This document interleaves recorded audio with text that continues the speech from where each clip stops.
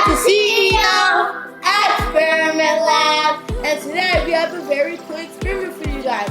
We're going to be doing the pulling money out of a bottle experiment. For this experiment, you're going to need a bottle, but we're using an Elmeyer flask, and you're going to need money.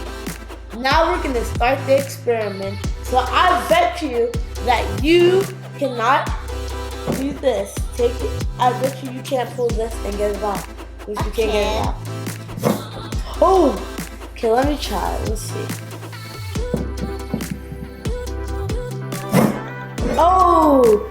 Now we're going to show you the easier way to do it. So let's turn the money this way and put the Elmeyer flask right here. And then we're going to roll our money all the way onto the bottleneck. So let's roll. Oh, we're going to get there. Wow! Guys, it didn't create enough friction for the Elmeyer flask to fall. Do you want to try? Yeah. Okay, let's do it. There you go.